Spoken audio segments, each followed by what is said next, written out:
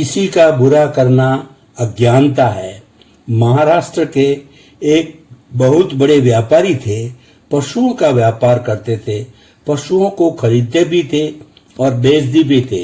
एक बार वे पशुओं का व्यापार करने किसी दूसरे प्रदेश में गए जहां पशुओं का मेला लगा हुआ था। भाग्यवश वहां पर उनको पशुओं को बेचने पर बहुत अच्छा मुनाफा या लाभ हुआ। उन्होंने मुनाफे से मिले रुपयों में से आधे रुपयों से बहुत ही अच्छा अरबी घोड़ा खरीदा और आधे रुपए संभाल कर अपने पतलून की जेब में रख लिए और अपने घर की ओर प्रस्थान कर गए।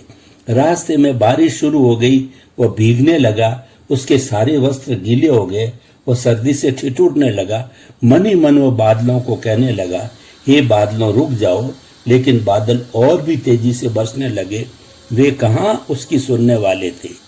इस सब से व्यापारी को बहुत कष्ट हुआ। अब वो बादलों का और तो कुछ बिगाड़ नहीं सकता, लेकिन मन ही मन उनको कोसने लगा और गालियां बकने लगा। बादलों पर भला इस सब का क्या असर होना था। वे तो निरंतर बरसते रहे, लेकिन उसी क्षण वहां एक घटना घटी।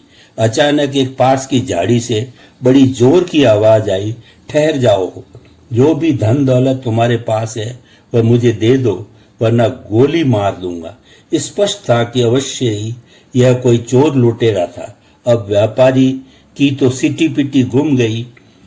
लुटेरे ने कई बार व्यापारी को रुपए देने के लिए कहा, लेकिन व्यापारी लोभवश रुपए देने में आनाकानी करने लगा। अंत में लुटेरे ने टिगर दबा दिया।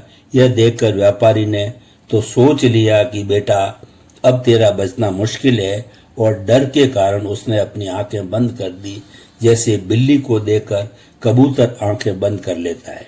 काफी देर बाद जब गोली नहीं चली तो व्यापारी ने पुनः धीरे धीरे डरते हुए अपनी आंखें खोली, तो सामने का नजारा देखकर वह हैरान हो गया और खुश भी होने लगा। लुटेरा बार बार बंदूक चलाने की कोशिश कर रहा था, लेकिन बंदूक थी कि चल ही नहीं रही थी, और अंत में थक हार कर लुटेरा वहां से भागने की सोचने लगा। उसे डर हो गया था कि कहीं व्यापारी उसको पकड़कर रक्षकों को न सौंप दे, अतः वो वहां से दुम दबाकर भाग गया। तब व्यापारी ने चैन की सांस ली और घोड़े पर सवार होकर अपनी यात्रा पुनः प्रारंभ कर दी। जानते हो, इस मुसीबत से व्यापारी को छुटकारा किसके कारण मिला?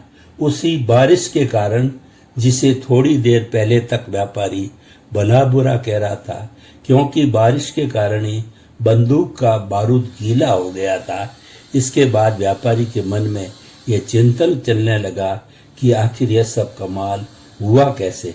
लेकिन थोड़ी देर बाद ही उसकी समझ में सारी बात आ गई, और अब उसी बारिश का बार बार धन्यवाद देने लगा।